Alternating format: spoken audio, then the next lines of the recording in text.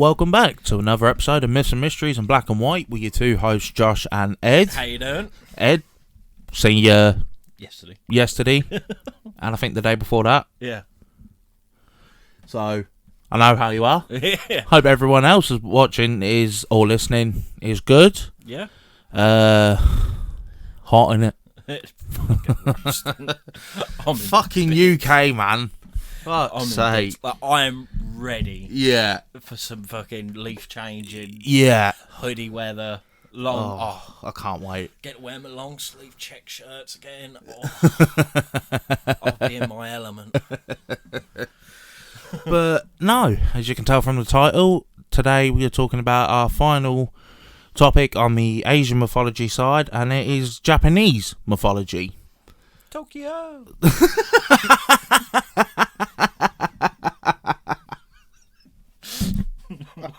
Sake. It could have been worse. I could have just started doing like from Scary Movie 4.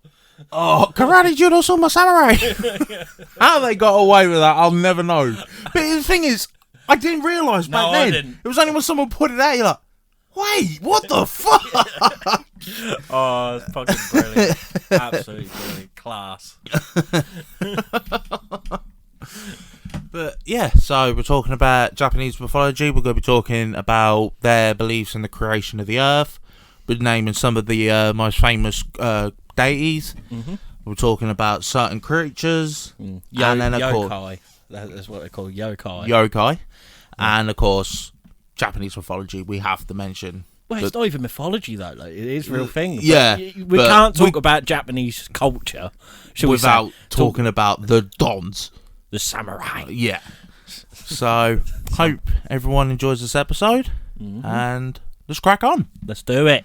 So, Japanese creation myth. Long ago, all the elements were mixed together with one germ of life. Mm-hmm. This germ began to mix things around and around until the heavier part sank and the lighter part rose. The muddy sea that covered the entire earth was created. From this ocean grew a green shoot. It grew and grew until it reached the clouds, and there... A shoe? What? A shoe? A shoot. Oh, a shoot. What's that? A shoe? Just boot in it. It grew and grew until it reached the clouds, and there it was, transformed into a god. Transformed into a god. Soon this god grew lonely, and it began to create other gods. The last two gods it made was Yes, it's gotta be Izanagi. It's got to be one of them days. And Izanami. We do apologise if we butcher some of these words. God, love it. And they were the most remarkable. One day, as they were walking along, they looked down on the ocean and wondered what was beneath it. Izanagi thrust his staff into the waters, and as he pulled it back up, some clumps of mud fell back into the sea. They began to harden and grew until they became the islands of Japan. Mm-hmm. The two descended to these islands and began to explore, each going in different directions. They created all kinds of plants, and when they met again, they decided to marry and have children to inhabit the land. The first child Izanami bore was a girl of radiant beauty. The gods decided she was too beautiful to live in Japan, so they put her up in the sky and she became the sun. Mm-hmm. The second daughter, Tsukiyami, became the moon, and their third and unruly son, Susanoo, oh, for fuck's sake, was sentenced to the sea, where he creates storms. Later, their first child, Amaterasu, I think I pronounced that right, bore a son who became Emperor of Japan, and all the emperors since then have claimed descent from him. So that was a rough estimate of what they believe created the earth. So now I'll talk about some of the gods, like the most famous gods out of them all. So, of course, as I mentioned earlier, we have Izanami and Izanagi, the primordial gods of creation. Izanagi, or Izanagi no Mikoto, translated as he who invites, and Izanami, or Izanami no Mikito, translates as she who invites, were the primordial divine beings believed to be responsible for the creation of the earth. According to records, the brother and sister duo... Wait, hold the bus. Brother and sister duo, and they're married. What is it with mythologies and incest? I just love it. Sweet baby Jesus. I just love siblings getting it on. For fuck's sake. Yeah. According to records, the brother and sister duo were tasked by an earlier generation of kamis, or divine beings, to bring order to the chaos under their heavenly realm. Using the divine spear... Oh my fucking sweet God. Good luck. Amananuko. If that's right, I'll bang that. I'm going with it. I ain't saying it again because I almost had a stroke. Slashed the first landmass into existence and named it Onogoro Shima. Onogoro Shima came as an island and is believed to be the foundation of the New World. Izanagi and Izanami continued their creation quest in style, slashing the chaotic sea to seed more landmasses into existence, ultimately producing what we now know as the principal 8 islands of Japan. Mm-hmm.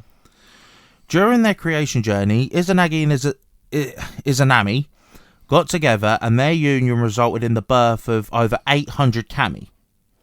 The creation process, unfortunately, has its toll. Grief-stricken, Izanagi tried hard to resurrect his sister Izanami, and he almost succeeded, having convinced the elder gods to let her travel back to the world of the living. But ironically, his eagerness led to his failure. Agitated after having to wait too long, Izanagi takes an ill-advised early glance at his sister's undead state. It was a state for sore eyes. Izanami had become unrecognisable, with her body already rotten and decomposing. Izanami, furious and humiliated, ordered her devilish minions of Thunder Kami after him, while Izanagi fled in horror and disgust. Finally, Izanagi could barely escape by completely blocking off the entry gateway to Yomi. To rid himself of the unsavoury effects of his last visit to the underworld, Izanagi cleansed himself via a cleansing ritual.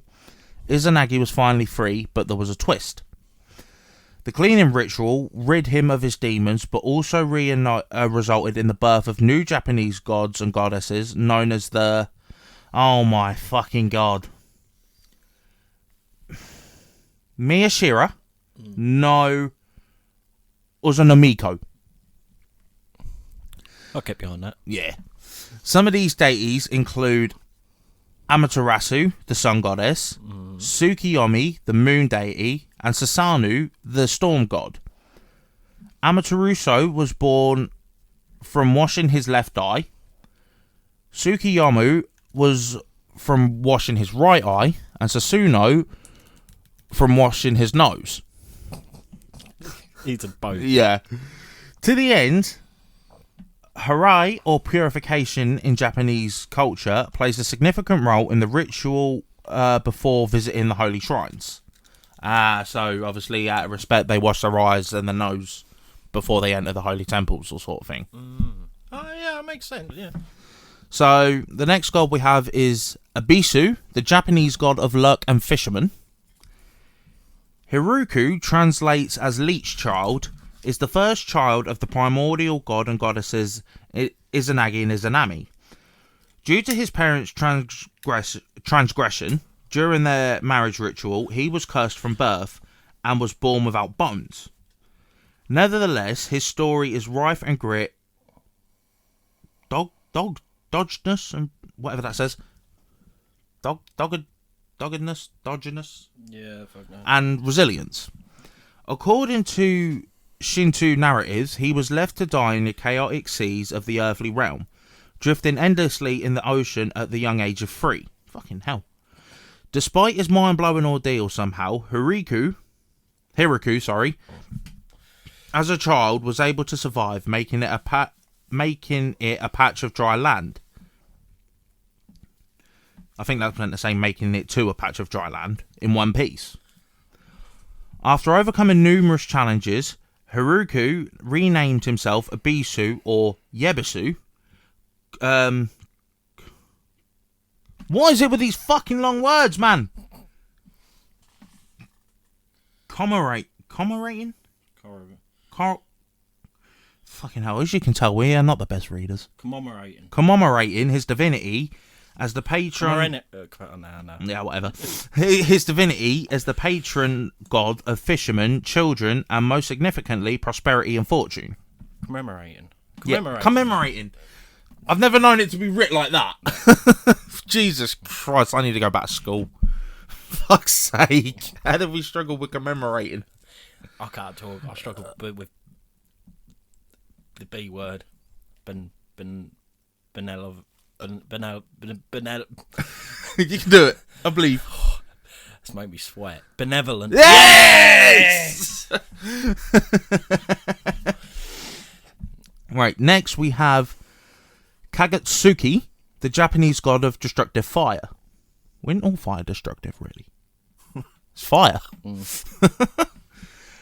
Kagetsuki, also known as Homusubi, translated as he who sparks fire.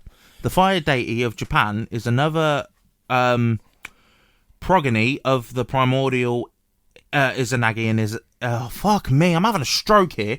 Primordial Izanagi and Izanami. Jesus Christ, Josh, learn to read your divvy. You said that with such anger. Oh, I'm getting vexed trying to read these words. My brain's just going, nah, bruv. Well, no, my brain's trying to read it. My tongue's going, what? He is the most well-known for his destructiveness. His burning spirit tragically scorched his own mother. Fucking hell, mate. Oh, he killed Izanami. What are you doing? During his birth, causing her to pass away. So she gave birth to him and he was on fire. Yeah. Talk about fire in your loins.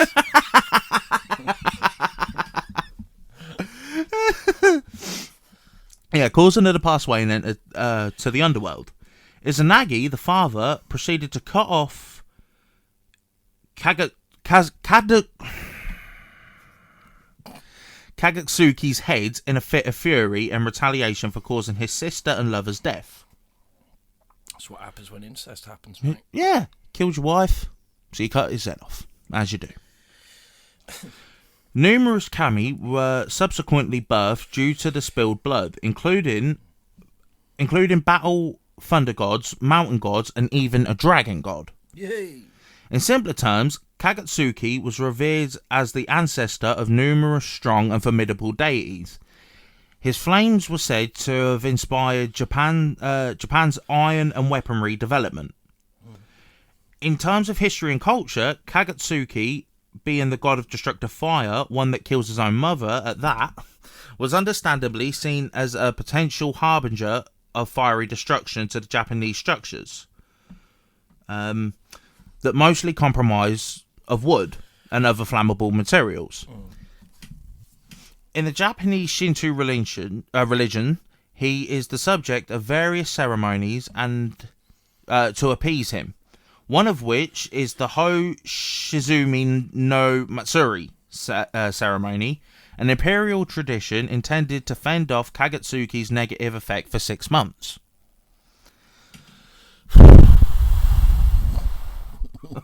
Fucking hell, this is a bugger to read. Right, next one we have is Amaterasu, the Japanese goddess of the rising sun. Amaterasu, known by her honorific title... I thought it was called Hinokami. People who watch Demon Slayer will know what I mean. Oh, well, I was going to say, yes. Also known by her honorific title, Hirumi no Muchi no Kamin. No. Literally translated as the great son of the Kami, is the Japanese goddess of the rising sun and the ruler of the Kami realm. otherwise known as, fuck's sake, Takama Nohara. I think I banged that. I think you did, you know. Her name comprehensively translates to the splendid kami who lights from heaven.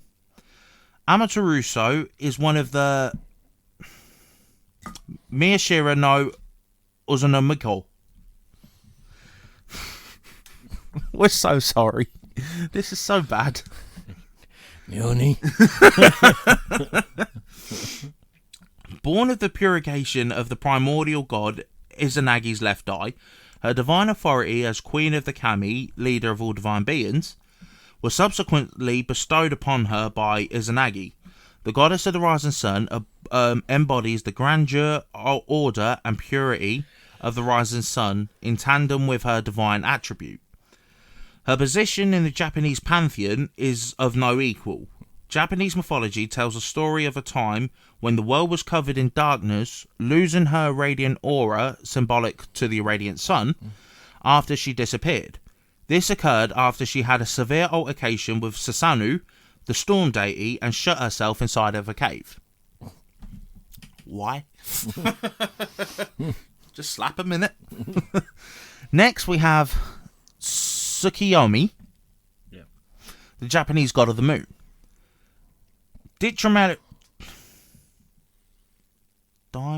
Diametrically, I think I pronounced that right, contrasting many Western mythologies, the Japanese pantheon's moon deity is no fair maiden, but a male, Miyashira no Uzumoku, born for primordial Inzagi's right eye. Right eye purification. Fucking stop making me say this word. Sakumi no Mikoto, or simply Sekomi, holds divine authority over the moon. Some myths claim that he was created from a white copper mirror that Izanagi held in his right hand during his cleansing ritual. After marrying his sister, what again with the inbreds? After marrying his sister Amaterasu, the sun goddess, their divine authorities converged, resulting in the union of the sun and moon in the same sky. However, the killing of Ukimoki, the goddess of food, by Sakomi, eventually ended this electrifying union. The moon deity supposedly did the heinous act in displeasure after witnessing Ukimoki spew out numerous foods. So he threw up, so you chef him up. But could that be why the sun, right, for them, like the sun is out so much and then the moon's out? So they're not together. Yeah. So they can't be around each other, so that's why it's like probably, actually. Next we have Susanoo, the Japanese god of seas and storms. Brother of Amaterasu and Tsukuyomi, Susanoo is the third and last Miyashira no Uzumoku. He descended from the nose of Inzagi, naturally gifted with control over the domain of the stormy seas. Susanoo is unique amongst the Mishara no... You got this. Uzunomoko. He got it. And the Japanese pantheon in general, due to the symbolic relationship between his personality and his divine authority. As you might already know, storms are typically very violent and ever-changing. The same can be said for Susanoo's temperament. According to mythology, his temperamental personality serves as fuel to fire up his chaotic storms. The storms, a core part of his divine attributes, also affect his mood and personality. So I'll take it if there's a big storm, he's vexed. Next, we have Rajing and Fujing, the Japanese gods of weather. Rajing and Fujing are a powerful kami that wields control over the natural elements.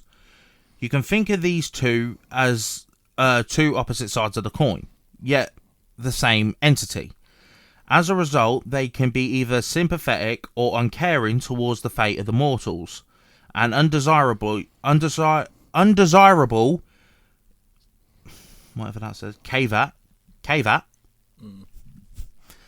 thanks to their divine attributes. Rajing has authority over lightning and thunder, according to myths. He calls down lightning with the swing of his divine hammer and heralds the booking sound of thunder. So he's just a Japanese Thor. Yeah, pretty much. Intriguingly, Rajing is pictured with 3 fingers, each representing the past, present and future. Does well to hold a hammer with 3 fingers. Fujing, on the other hand, is the divine being that controls the winds. Mythology describes him as a monstrous kami who travels the 9 realms on gusts of wind as his footstool and wreaks havoc with wind gales. A few urban legends claim that Fujing saved Japan from the Mongol invasions by releasing the kamikaze, or divine wind, a typhoon that wiped out the invading fleets. Together, Rajing and Fujing have complete control over the earthly realms, holding the fate of all mortals. Right. So they say that he done that to protect Japan. Yeah. It could have just been bad planning. Could have been. Very well could have been. Thank God that's done. My God, I feel like I'm about to have a stroke. I do apologise with some of the words that I've just tried to pronounce, because I've probably butchered it. There's some probably Japanese people watching going, what the fuck is he saying? I've probably called him, I don't know, some racial slur or something. So I really do apologise. As you can tell, we're not Japanese. Nah. I just like Demon Slayer. Yeah. So... Kokushibo for the win. Who? He's Demon Moon 1. He was a Demon Slayer. Yeah. And he's the brother of the original Sunbreather, who's like the OP. Right. He's the OG, and he's OP as fuck. Like, he's badass. And his brother, because they were twins when they were growing up. Kokushibo, I think his name was Michikatsu. He was the favourite. He was the one who was getting trained to be a samurai and everything. Right. And his brother was going to be sent off to a temple when he was 10. But it turned out that his brother was just sick. Oh, fair enough. like when it came to he said, "Oh, let me have a go," pretty much in that sort of way. And he just knocked about this fucking trainer who was just like, "What the fuck?"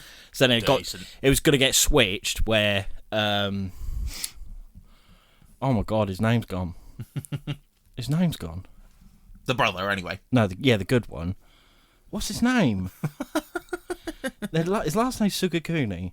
What's his fucking name? Bob? No. Oh, that's really pissing me off. Darren. No. Hang on. Well, anyway, yeah, so the good one, he was going to be, but he was so nice and everything, felt bad for his brother, so then he left. Oh. So he left, so let his brother become the family samurai. So from then, he was the brother was always jealous. Right. But they met years later. He was already... he was a samurai and everything, and his family get killed. No, they don't get killed. Anyway. It's really bothering me. Yurichi! Yes!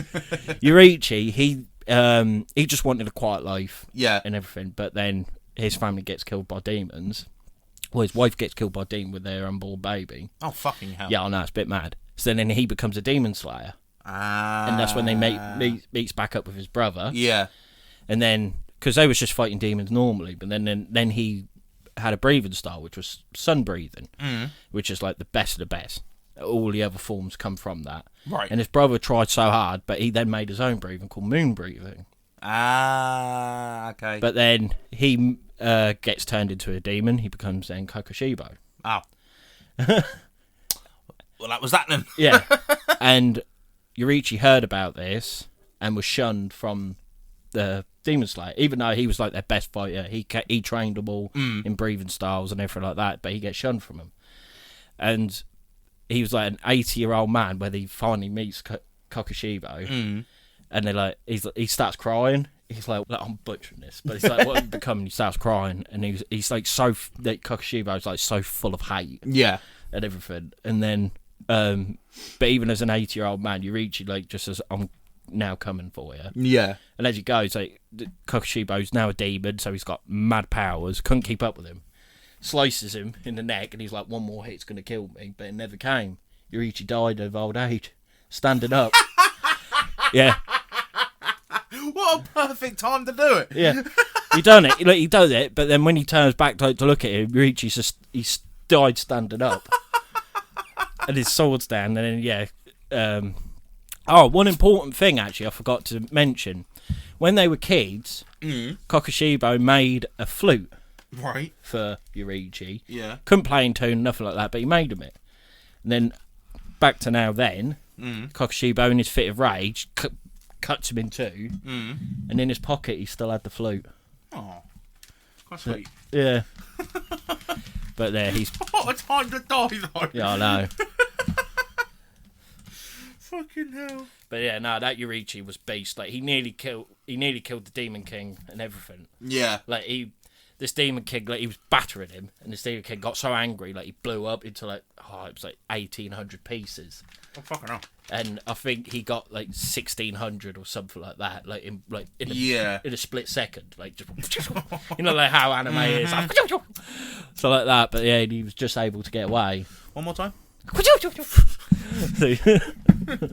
Yeah, so he was able to get away, and then, he never met him. And this Demon King, Muzan Kabutsuji, who looks like Michael Jackson.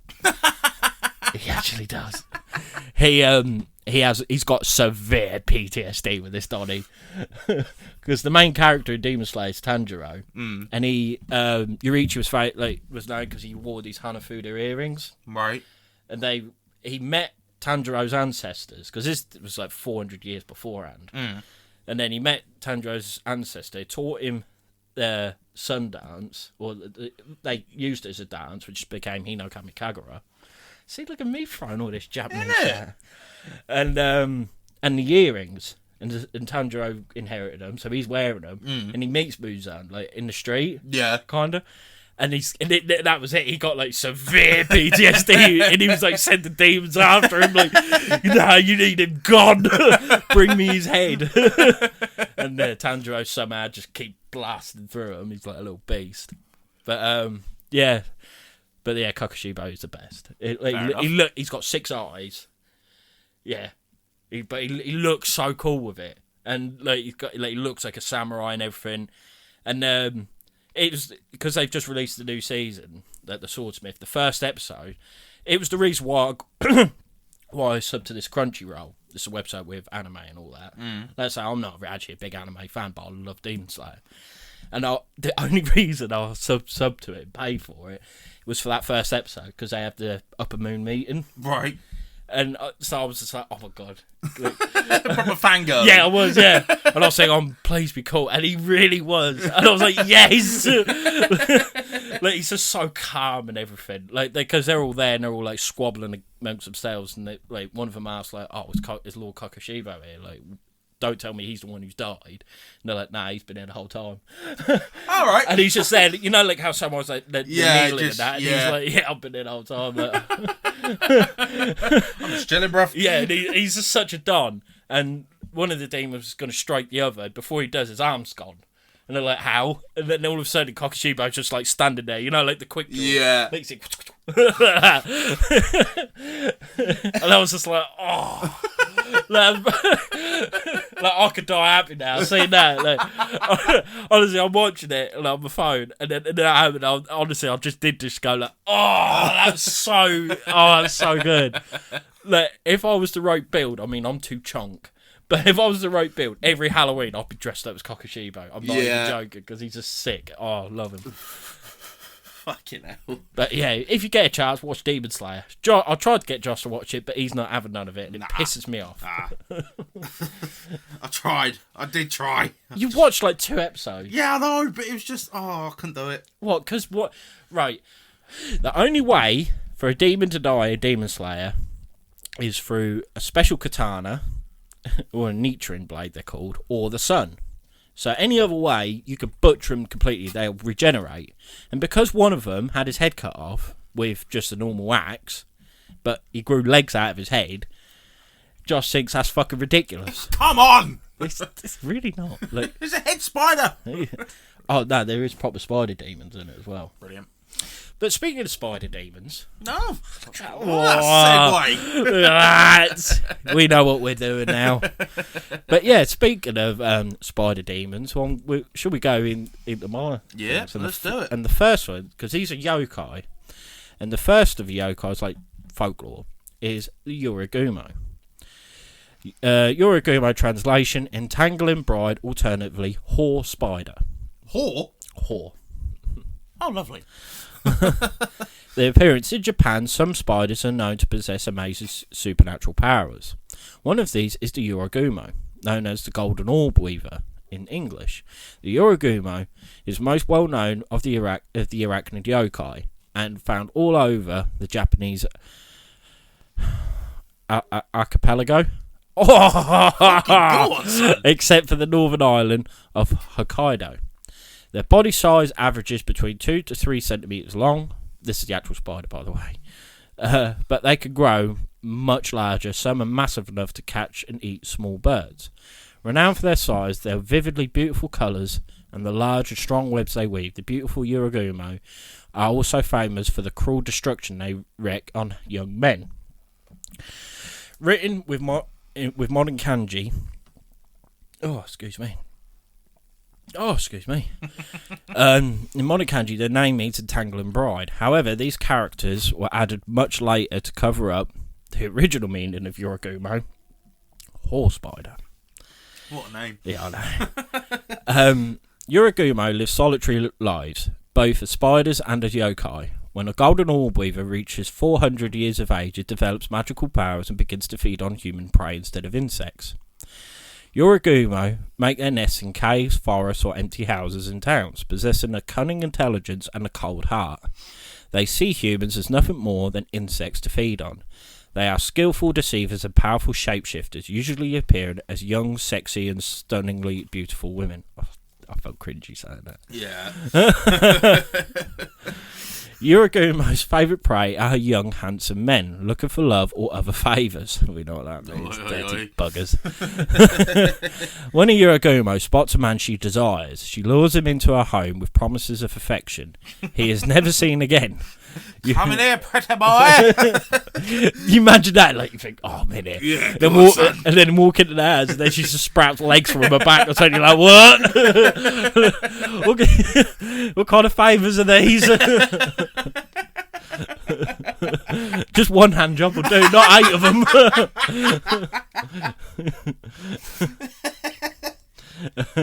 Yorigumo spins silk threads strong enough to ensnare a grown man, so that he cannot escape. They also have powerful venom that can slowly weaken a man day by day, allowing the spider to savour her victim's long and painful death. Yorigumo can control other lesser spiders, even employing fire-breathing spiders to burn down the homes of any suspicious meddlers. They are such skillful predators that a Yorigumo can operate like this for years and years, even in the middle of a busy city, piling up hundreds of desiccated skeletons of foolish young men. Fire-breathing spiders. That'd be sick. Would it? I love shit like that. As if they ain't bad enough. Breathing fire. That would be cool, like a dragon spider. No, it fucking wouldn't. Oh, that's giving me an idea, you know. Fire-breathing spider dragons. That'd be pretty cool. Nah. Yeah, I'm ready down. the lifeboats. I want off. So yeah, that's the Yorigumo. The next one I've got is a kitsune, which is quite famous in like Japanese mythology. It is it's a 9-tailed fox. Oh, hang on, I think I've heard of that. The 9-tailed fox. Alternate names, unique names exist in many individual instances. They live throughout Japan, and their diet is omnivorous, fond of fried tofu. They're the only things that are. Yeah, I was going to say, a bit picky, aren't they? Yeah. Tofu, but it has to be fried. Yeah. That's just their favourite. They're fond of it. You know what I mean? Appearance. Foxes or kitsune are found all across Japan. They are identical to wild foxes found elsewhere in the world. Apart from their incredible magical powers, their cute faces and small size make them particularly loved by most people. There are 2 major variations of kitsune. Holy foxes are servants to the Shinto deity Inari, and Inari shrines are decorated with statues and images of these foxes. Legends tell celestial foxes provided wisdom and or service to good and pious people, the humans. These holy foxes act as messengers of the gods and mediums between the celestial and human worlds. They often protect humans or places, providing good luck and ward evil spirits away, like the Uraguma. Mm-hmm. More common are the wild foxes, which delight in mischief, pranks, or evil. There are stories in which wild foxes trick or even possess humans and cause them to behave strangely. Despite this wicked nature, even wild foxes keep their promises, remember friendships, and repay any favours done for them. Most tales of kitsune are about wild foxes punishing wicked priests, greedy merchants, and boastful drunkards. They vex their targets by creating phantom sounds and sights, stealing from them, or otherwise humiliating them publicly. Bastards. So he's come out, he's a Larry pisshead, he's come out, he's like, hey, he's got a baby dick. Yeah. No, I haven't. It's cold. Certain mental disorders have been attributed to possession by kitsune, known as kitsune suki. Mysterious illusory fires and strange lights in the sky are said to be caused by their magic and are known as kitsune bai, or foxfire. Kitsune are extremely intelligent and powerful shapeshifters. They frequently harass humans by transforming into giants or other fearsome monsters. Sometimes they do it just for pranks, and sometimes for more nefarious purposes. They are skilled enough to even transform into exact likeliness of individual people, often appearing in the guise of beautiful human women in order to trick young men. Why is young this men. like tricking young men? I feel sorry for him. On more than one occasion, this has resulted in marriage with an unwitting human. Some kitsune even spend most of their lives in human form, adopting human names and customs, taking human jobs, and even raising families. When startled or drunk or careless, a patch of their magical disguise can fail. The kitsune's true nature may be revealed by a tail, a swatch of fur, fangs, or some other vulpine feature. So this done, right, these poor young lads, right, they've gone up, it's an attractive girl, come talking, stop there. Are you a woman spider? No. Are you a fox? No. Alright. Approach. They go on a few dates, you know, one thing leads to another, they end up getting married, having kids, and then one day you just see your missus cooking eggs or whatever, and next thing you know, she just grows a tail. You're like, what's going on here then? Where'd you get? How to worry about it, boss? It's my time of the month, it happens. I'm a furry. He's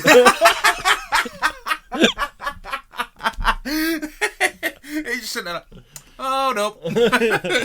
Oh, dang, there, I've done gone fucked up. Fuck's sake. Oh, God. But yeah, that's a bit mad, you know. Just a bit.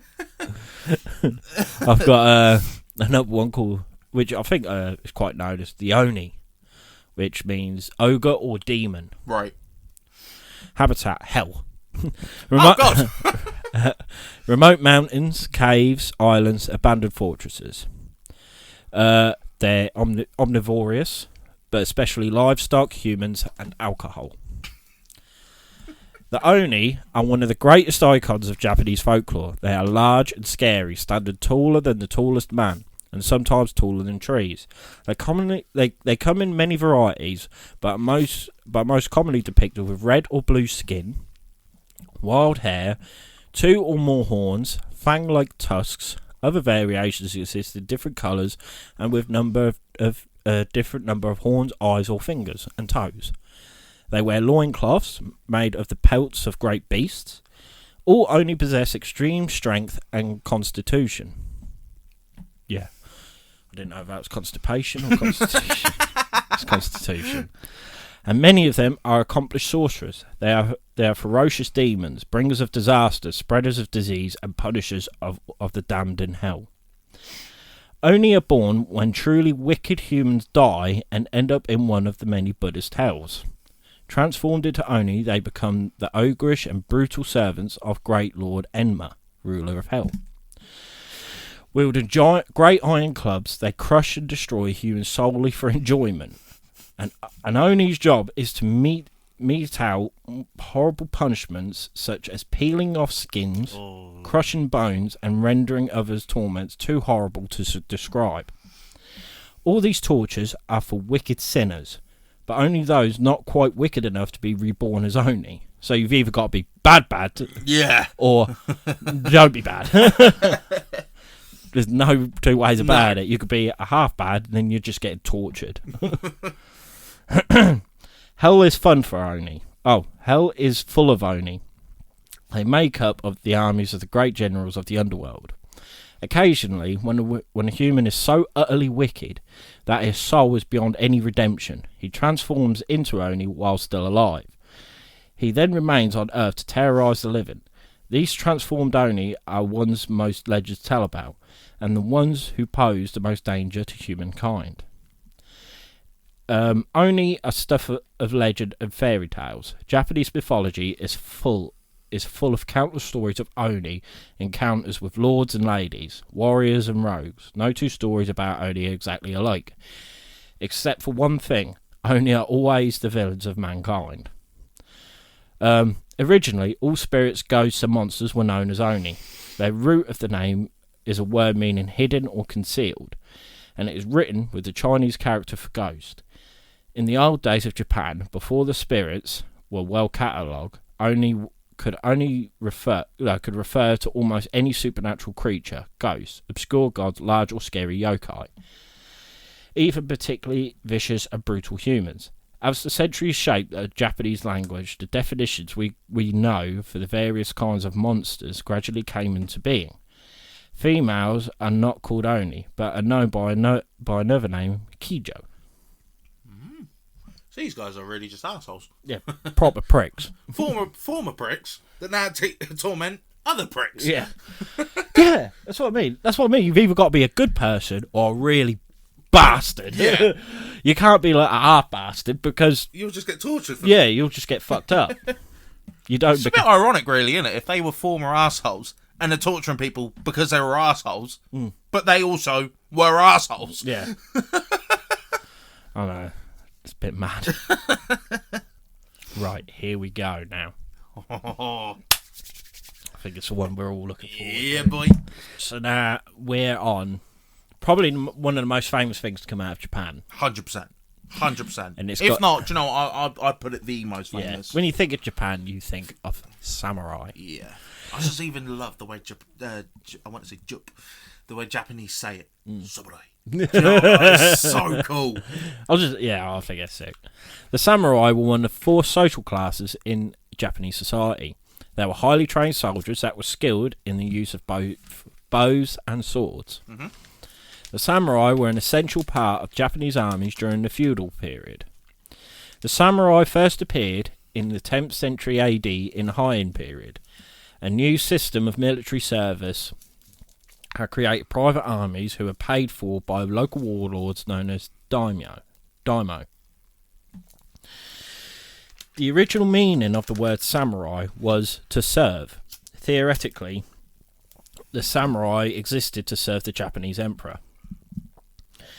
However, in reality, they served an individual daimyo who was willing to pay for their help. They're pretty much like mercenaries. Yeah.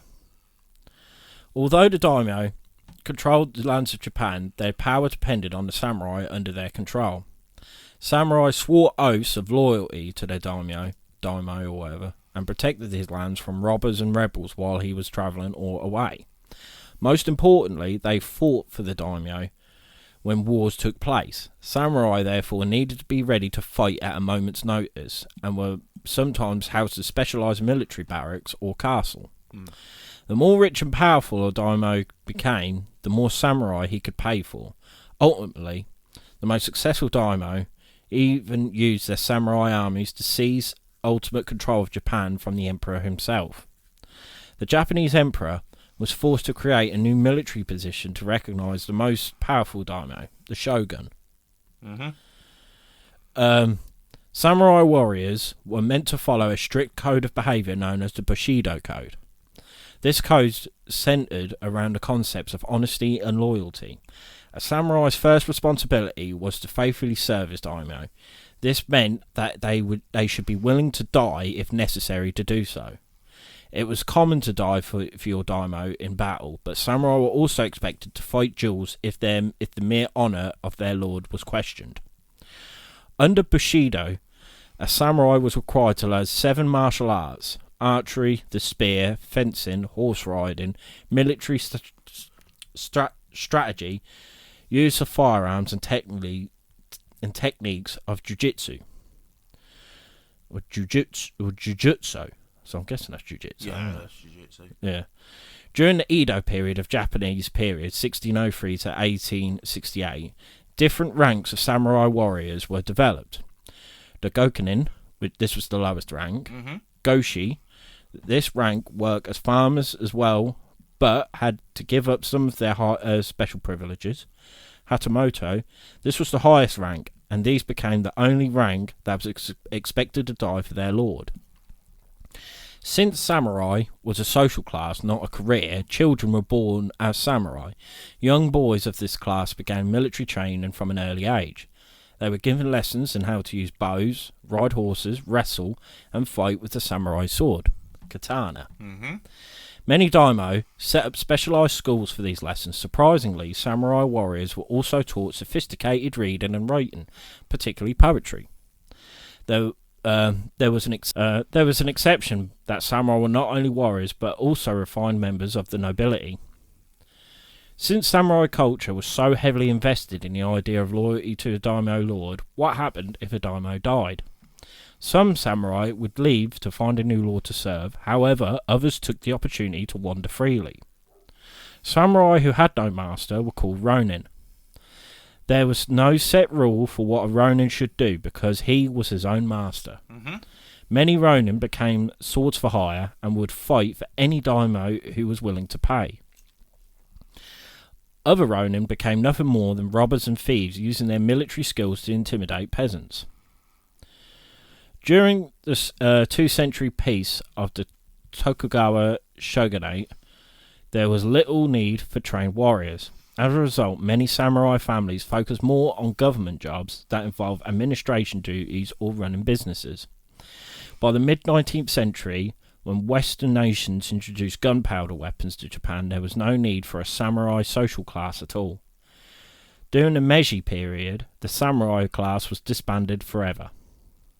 Shame, really, isn't it? It really is. Because they were just, like, on another level. Yeah.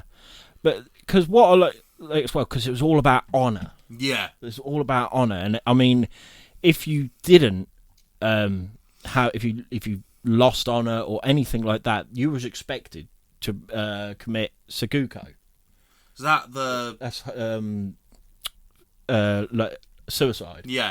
Is that the knife one where they you stab yourself in the stomach and you bend over and then someone cuts your head off? Yeah. Yeah, because that, yeah. Hang on. Seppuku. Yeah, sakuko. There's cut in the belly, also harikiri.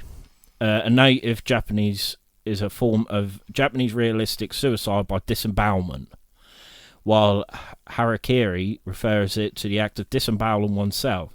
Seppuku, or sakuko, whatever it's called, refers to this ritual and usually would involve decapitation after the act as a sign of mercy.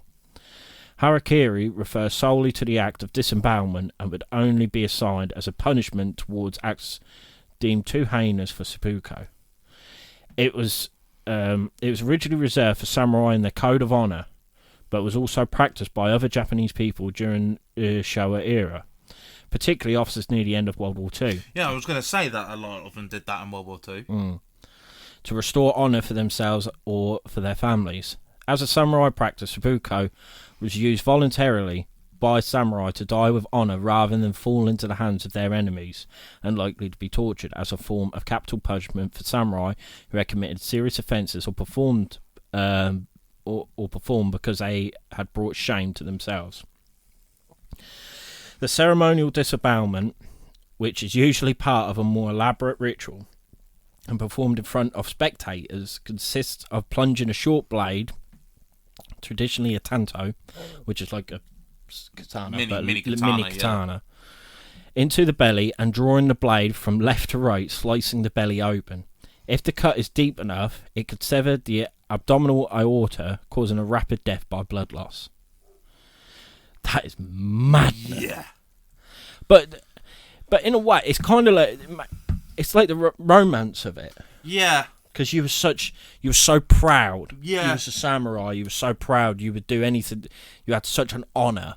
You had such a code. It's similar to the Vikings, isn't it? When they died, if they died with the axe in their hand, they went to Valhalla.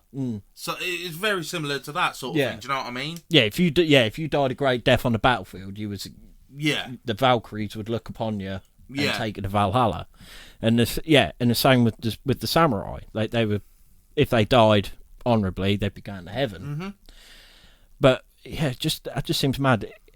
Like if you refused to go to war, and stuff like that. If you refused it, you'd either commit seppuku by yourself, and then have matey chop your head off, or you was pretty much forced into it. Yeah, but because when the samurai used to go out there, you had their katana and a tanto. Yeah, and it was. Yeah, if you got captured, you whip out your tanto and quickly kill yourself, basically. Yeah, that's madness. It's madness. The samurai culture is so interesting. I love think we could do a whole episode on that. I love it. I think really, like, just reading that, I might actually look more into it, you know? Yeah. And like I say, because you could say with like martial arts, different martial arts and that. Because, I mean, people who know me, who really know me, I used to do karate. I'm actually a first dan black belt in Shotokan karate, which is a Japanese form of karate, which was made. Oh, I'm gonna mess it up here. I'm sorry, Sensei Steve, if you ever do watch us. But with that, you was taught discipline, and like we was watching the thing actually before filming this with Jordan Peterson. Like you was like, and it works, and it's so worthy, like with martial art. Like you was taught to fight, to kill. You were taught to like be a monster, but also then how to control it. Yeah. How to not be that monster, but you've got that in your arsenal if you need it. Yeah. So, and I think actually now growing up and maturing, well, in a certain extent, I can really appreciate that. Yeah. Really appreciate that, and I think I just find martial arts beautiful. Like I could watch stuff about Bruce Lee, even though he was like more kung fu. And that. But all the different martial arts. So you got, like you say, you got karate, kung fu, Kali, Muay Thai, Taekwondo, Judo, Jiu-Jitsu. They're the ones I could just think off the top of my head. Yeah. Like, I just think it's so fascinating. Even Tai Chi. Yeah. And stuff like that. It's so fascinating that you can manipulate your body to then become a weapon. I don't know. It sounds weird. But no, exactly. Do you know what I mean? It's so interesting, and I love that. I really do. And I mean, I'm too chonk now. Yeah. And I've got no time now whatsoever to really get back into it. But I regret it now, because at the time I was about 17, 18. I started going to the gym, and I really got into weightlifting and stuff like that. And it got to the point I had to pick pretty much either go weightlifting or go to karate. And I gave karate up. And I'll tell you what, for the first few years, I was like, no, I think I've done the right thing. Yeah. But now I look back and think, you're a fucking idiot. Yeah. You should have kept that up. Like, it was just... But the thing is, I hate when it became a chore, because I was going every week. It became a chore, and I didn't like it. Yeah, you weren't doing it off your own back, sort of thing. And in a way, I think now, if I was to do it, I think it'd be more of, I want to learn. You know what I mean? Like, and let's say you've got and now because with martial arts, it formed into other things like with boxing, kickboxing, and UFC, MMA, and everything like that.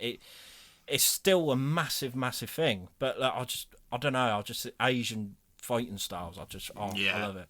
Like, I remember I was watching a video back. I know it's for Chinese, really, with the Shaolin monks and the training they have to do. It's so interesting, so fascinating, and with the right amount of training and dedication, what your body can withstand. Oh yeah, it's fucking ridiculous. It is unbelievable, absolutely unbelievable. And I'm gonna start looking more into it. I think. I do love that shit. And also, we've been on about getting a forge. Yeah, I'm gonna make my own katana. Oh yeah, I want to make my own katana. That would be sick. Yeah. But no, let us know what you're interested in. Would you like us to cover a whole episode on samurai alone or different martial art styles and all that thing? Oh, that'd be quite sick. That would be pretty sick. Yeah, let us know. Yeah. But no, I think that pretty much wraps up. Yeah, pretty much. Because like I said, because I did Shotokan karate. There's different types of karate. Yeah. So I imagine there's different types of jiu-jitsu. Brazilian jiu-jitsu. Brazilian, yeah. But there's different types of taekwondo. There's different, you know what I mean? Yeah, it's all different. And there's a aikido as well. Yeah. That's another one. But no, I love all that shit. Love it. But no, I think that officially wraps up this episode. Yeah. And then that officially wraps up our covers on Asian mythology. Yeah. Next week, we've got the one we've been buzzing for. Ancestors. We begin Norse mythology. Yes. Again, it will be split into 5 episodes. We'll be talking the gods in one. We'll be talking the realms, the monsters. Where is it? Can't think what the other one is. Hang on.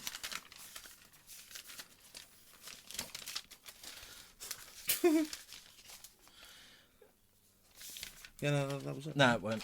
Yeah. Gods, Valkyries and Valhalla. Yeah. Beasts, the 9 realms, and the last one is going to be on Ragnarok. Yeah. Oh, I can't wait. I can't wait. I mean, the gods alone.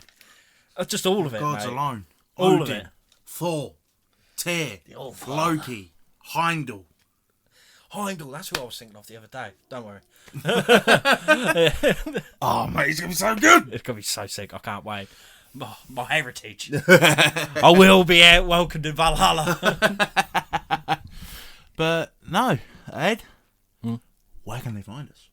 You can find us on Facebook, Mr. Mysteries in Black and White. It is a group. We will accept you, and you will find all our links there. You can get involved. We try and put stuff out on there. So that's where you find us on Facebook. Instagram is Mr. Mysteries _ the actual underline bit. There it's again, you'll find what we're doing each week and new episodes, and I think all the links are on there as well. Actually. Yeah, I'm pretty sure they are. Yeah, so get on there. You can find us on Twitter, which is Mr. Mysteries 1. You'll know for our logo. And we've got our TikTok, which we put on episode clips on every week from the best bits, pretty much from the podcast episodes, which is Mr. Mysteries 10. You can follow us. Follow us on YouTube or subscribe to us on YouTube, hit the bell, all that shiz, which is where we do the podcast, but also we do On the Hunt, which is we talk pretty much about anything we want to or recent events. Yeah, that's On the Hunt, and also we do a Reacts one, and I really recommend you watch our last React one because you actually see 2 grown men, big built grown men shit themselves. So yeah, I do really recommend watching that one. But yeah, we do a React, so every week we find clips or something on YouTube or whatever where then we react to for your enjoyment. Yep. So yeah, we have nightmares for your enjoyment, so just think of that. You can email us, and that could be emailing us could be sightings you've had of any cryptid, ghost, UFO, all that shiz. Theories you have on a podcast episode we've done, or anything we've missed out, or anything like that you want to add in, please do that as well. So sightings, theories. You could give us criticisms if you want on a podcast episode. Don't know why you would, but if you would, just say like I didn't agree with this, or you could do that. You know what I mean? Yeah. You can praise us, which we'd prefer. To say that was a good one. We know that's that's anything like that.